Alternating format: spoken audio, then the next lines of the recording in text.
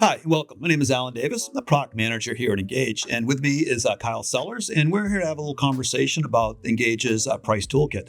Welcome, Kyle. Give a little introduction for folks and let them know who you are in case they don't know, because we've had you on so many webinars. But for Yeah. those that haven't, Yeah, Alan, thank you so much for having me. It's an honor to be here. I appreciate the opportunity. Yeah. So my name's Kyle Sellers. I'm an influence coach for the home improvement industry. great. Yeah. In April, we did a webinar with you titled Winning in 2024. And the topic of that webinar was really around price conditioning and eliminating the tactics and pressures to really create a more enhanced relationship with your customers. Why is that topic so important to you? And what did you take away from that webinar? Yeah. I had a ton of fun doing it. Yeah. And the topic is important to me because I love this industry. Yeah. I'm passionate about the industry. I am passionate about, really both of our customers. Our customers being our dealers, our manufacturers, but also our customers being our in-home customers, right? And we know that as times, continue to progress and change, we have an ever-changing consumer. Yeah. And how do we be as effective as possible while at the same time giving them a much better experience? Because I do believe that there's so much great in our industry, and there's also so much that is left over from a in-home selling standpoint that doesn't really give customers. It doesn't necessarily give them the experience that they deserve, but it also isn't necessarily the experience that dealers or that companies want to give their customers anyway. So how do we enhance the customer experience through removing pressure, removing tactics, making it all about the customer. Right. And not at the cost of winning, still creating true win-wins where people want to do business with us. Yeah. You talked a lot about the sales philosophy, kind of the customer psychology, and really the kind of approaches companies should be taking when having these kinds of conversations. We really did address the how in that webinar, and that's why I wanted to have you come back and have a conversation with us. You've had the opportunity to spend a little time with the Engage Price Toolkit, some pricing capabilities we're adding to Engage. Love to hear you a little bit about your first impressions, and we'll talk a little bit about hopefully how during this session, about how people can start using these tools and using some of the suggestions you made during that webinar. So, what are some of the first impressions for the price toolkit in Engage? Yeah. Overall impression, I love it. Okay. It's a key that I know is missing from a lot of sales reps toolkit or from a lot of sales organizations. What that they offer is they have a great company, they sell great products. They have a great presentation or decent presentations where their goal is to give the customer this type of experience. And then when it comes time to deliver numbers, things get weird. Yeah. Right. And we see reps that are scratching things out on paper, or one person is rolling numbers this way, one person is rolling numbers the other way. The ability to have a comfortable, uniform price presentation tool is, in my opinion, just so valuable. Yeah, and as a product manager, this is customer request. This is a customer driven process in Engage, and it was really a great to work with a lot of our customers and yourself to help shape what pricing should be or can be, in these kind of environments. What's I'm missing, like I said, where I hear a lot from our customers is the how. So you did a great job in that webinar framing the why and really giving a lot of people. But how are we going to get them from I want to do this to maybe how Kyle would do it in the field? So what are the top 3 things you would recommend for folks to get started? And maybe you can frame it in whether I'm starting with nothing, I've got a process in place, I'm doing some pricing, and maybe I'm just ready to put a tool in place to help people understand where they can fit in and get started. I believe that we utilize a crisp, uniform price presentation tool as a way to really tie together everything that we've worked so hard on earlier in the appointment. Right. So having your process set up correctly, where we're doing effective price conditioning, but not just effective price conditioning, effective experience conditioning. Okay. And those two things are similar, but they're not necessarily the same. Or even we could say finance conditioning or a finance demo, or what I would like to refer to as affordability conditioning. Nice. So I like to think of it like this, Alan. When it comes to a successful home remodeling project, really, it's a lot simpler than most companies make it, or that a lot of sales reps, sales designers will make it seem. Okay. That they can turn it into this long or like very complex process. But it comes down to 3 things. Okay. First is the project itself. Okay. Simplifying the process, like normalizing the process. That the first key to a successful home remodel is getting the project right. which is going to be their product and their design. And for the customer, really, what is their end result going to be? The second key to a successful project is the company that they choose. And I mean, really, that's going to be what is their experience going to be like? So if the first one is what is their end result going to be like, and then the next key is, okay, what is my experience going to be like? Then really that last key is the affordability. How do I get it for the best possible value? And then how do we make it affordable? And, we can tell a great story early on, and we can make the case, that that this is the right project for you, that we got the company correct, and being able to really tie the bow on the affordability and walk the customer, guide the customer, lead them through the process of making a good decision is such a valuable tool.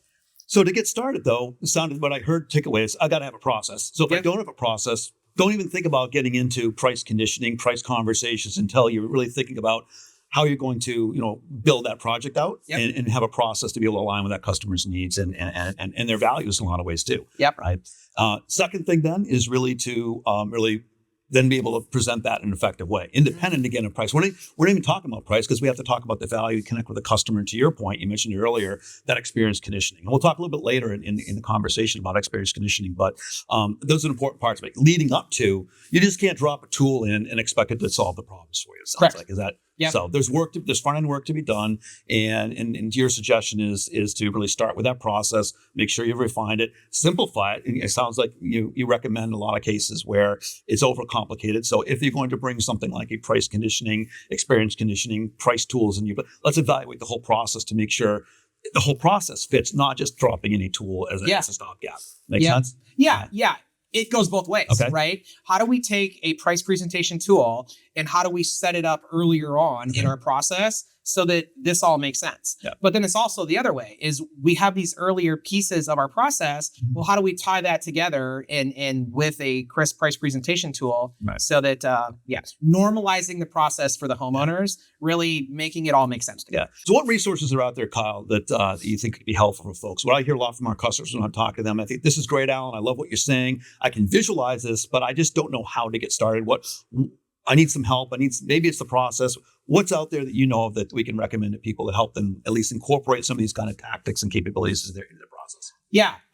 That's one thing that I love about what you guys are doing with Ingage is that you're strategically aligning yourself with people like myself, that we can help with your sales methodology, your sales structure, do presentations, or just take a look at, hey, like, what is your current process? What is your current model? How do we enhance it? Like, how do we give the customers a better experience through the tools? So that's most definitely something that I love to help organizations with because I believe that it matters. And again, it's all about our customer. How do we give our customers the experience that they deserve? And in so many times, how do we give them the experience that we're striving to give them? Because I do believe that there are so many organizations out there that it's like, this is the type of experience that we want our customers to have. How do we do it? Okay, got it. So I've got Ingage helping me out with great designs. I've got a guy like Kyle helping me get my sales team's heads right and getting them out there thinking about the process, thinking about the selling system they're using. It's not just a presentation; it's an entire system, including those reps. So now we're ready to go, right? So you've played around with this tool a lot, and you mentioned it earlier. I think we've all had experiences with poorly presented price, whether it's the back of the napkin, show you on the calculator, whatever it may be. What are the elements of really as a tool that's going to enhance that experience rather than detract from it? Like when you think about configuring our system and how you might go about aligning the tool, what are the recommendations you give to our customers for bringing the tool in and configuring it? Well, that's a great question. And that's actually really, really what that I love about the work that you guys have done. I have played around with it quite a bit. And the ability to configure it, because I have had the joyful opportunity of being able to work with different types of organizations that have different pricing structures, different discount structures, different ways that they choose to walk their customer through that purchasing journey. The ability to change those programs and configure it. You just did a really great job of listening to your customers, right? Well, if we want to do it this way, like how do we do that? If we want to talk terms, if we want to talk like estimated, I really do love the configurability of the price presentation tool. Are these kinds of things where as a sales manager, I'm going to set it and forget it? Or like as far as setting up something like this, or do I need to kind of revisit? How would I measure the effectiveness and maybe, go back and adapt and improve the process based upon what I'm seeing and hearing from folks in the field? Yeah. So it's a working model, Okay. right? And as discounts change, as seasons change, the ability to, to offer different types of programs, different types of promotions. No, I don't think that it is a set it and a forget it. It gives us the ability to adapt our price presentation as needed with our marketing strategies. Okay. But from a sales rep perspective, it gives us that consistency. Right. When I think about what are some of the challenges that sales managers or organizations experience when it comes to price presentation, it's the uniformity of it. Okay. It's getting your team marching. It's getting your team all moving in the same direction. Something that you can role play, something you can practice. Getting everybody, on. Well, what is our preferred system? Because what you don't want is rogue reps out there, and one person is saying it this way, and they're presenting the discount to the customer that way, and the other person is doing this, and they're offering a different type of discount structure, and that leads to inconsistencies, which leads to poor performance, but it also leads to different customers getting a different experience, which is not what that we want. Right. So the other element that I really, really like about a crisp price presentation is confidence. Okay. And here's what I mean by that is I know that there are so many sales reps out there, so many sales designers that do such a great job with the earlier part of their presentation. They give their customer this great experience where that they're having fun with them. Mm-hmm. It's interactive. They are really doing what I would think would be an overwhelming victory. Right. And then they get to the very end. And now it's time to talk numbers. Right. And all of a sudden things get there. And that's the next topic I want to touch on. I want to pause you there for a second. Sure. I just wanted to go back and just recoup here for the. So as a sales manager, I want to make sure that I really understand my process before I even go in and think about configuring a tool like this. When I'm configuring a tool, I'm aligning the tool with my process, not trying to align a process against the tool. Correct. And lastly, I'm measuring and adapting my process to what I'm hearing back from customers, so I can really create that align and experience the customer's expectations. So the term I really like, and you mentioned this earlier, was the experience conditioning. And something that I'm really hoping to educate our customers on is it's not just about putting a tool into your presentation. It's about thinking about the entire selling system and how are you adapting your selling system to create a more, enhanced and experiential kind of environment for your customers.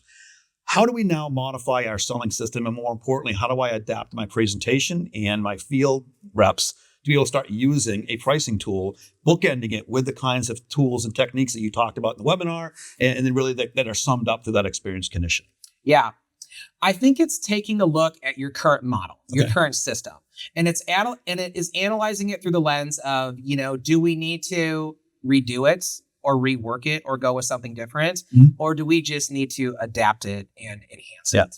And there's things we can do there. One, how do we take what's currently there and make it all about the customer? Yeah. Remove ourselves and our company from it as much as possible and speak in terms for our customer that it's not our warranty, it's your warranty. It's not our product. This is going to be your new shower or your new windows. But then it's also finding elements of, like you said, like price conditioning, right? That so many people think of it as we are going to condition the customer to this price point so that when we come in, our price is here, and that makes sense because there is that gap there. Well, that's true, but it's okay. We need to. It's not just the conditioning of the price of the product. It's what type of experience are you going to get with that type of product? That if you choose that, what is your end result going to be like? How is that going to make you feel when it comes to the company? What type of experience are you going to get if you work with that type of company versus what is your experience going to be like if you work with our company? Right. And it is using the Ingage platform to bring those items closer together, because as we're taking, this is your experience doing this, and this is your experience with us, which one works better for you? And it's in my opinion, it's, finding ways to establish value for a customer, like you'll notice in a recommended price presentation that this is your true market value. Right. This is what it's valued at, right? So establishing what that value is at the proper time during your presentation, because we want to establish some type of value or what the customer's perceived value is before we start building value into what we do. And I think that's the key part, because I think a lot of folks will think, oh, I just drop this in at the beginning and show them the price, and then we'll talk about what we need to do later. Yep. Right. And I think what you just said, it's really about listening to the customer, understanding what you need to continue to draw out of them, such that when you arrive at an opportunity to present value, you're presenting the right value with the appropriate context based upon what you learned ahead of time. So a lot of it sounds like more rep training than it is so much presentations. But are there techniques we can use in the presentation, checkpoints, maybe just even throwing up this question?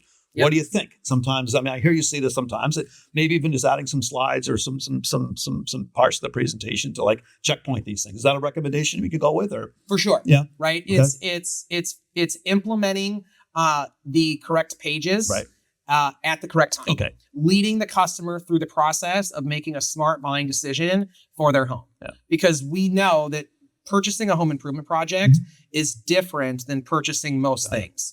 But as homeowners, they are conditioned to purchase like finished goods, right? To price shop things, to purchase things a certain way. And what we need to do is we need to simplify the process for our customers. We need to make the process enjoyable for our customers, and we need to normalize that process. And incorporating price conditioning, experience conditioning, and affordability demo, incorporating those things at the right time during our presentation, as well as sprinkling them in and trickling them in like all throughout, is so highly beneficial. And then once you have that, now it's duplicatable, now it's trainable, now we can practice it. Because we all know that once we get in the home, we need the ability to adapt. Right. If we're just going to follow this linear sales model, where it's from here to here to here to here, what type of experience is that going to be for the customer? Yeah, and they're going to be jumping all over the place. They're not going to follow it. Yeah, exactly. But at the same time, we can't be all over the place either, right? So it's how do we walk them through their journey of leading them through making that good decision with the proper structure, with the ability to adapt. And then when it gets to the end, how do we make that conversation around the investment comfortable? So I love this. You just went right back and answered the first question again, right? Because it all goes back to, what am I trying to achieve? How am I trying to achieve it, right? So having that plan, aligning with the sales methodology, its sales philosophy, building a system that supports those kinds of things. So we talked a little bit about, how to get started, and maybe where, and you mentioned, hey, really, it all starts with that process and understanding what you're trying to accomplish. We talked a little bit about, how I might go about using some of these tools and building them in, and how to like build around these kinds of tools. I want to end this conversation with a question you asked during the webinar, and I'd love you to answer for the folks here as well. I'm going to read it verbatim here. How do we treat our appointment correctly so we can be much more effective on the back end? Because I think that's the question everyone's asking me, and I would love to be able to have a great answer that Kyle has for me. We make it all about the customer. We find the areas of opportunity within our structure to how do we make it about them and give them that enjoyable experience? And again, I'm just going to go back to normalizing the process for our customer. Right. And from my perspective of training hundreds of reps, thousands of sales reps, I love the fact that we came out with a crisp price presentation that almost any organization can use, that almost any organization can configure. And the reason that I'm so excited about it is because it's so important. And here's why that it's important.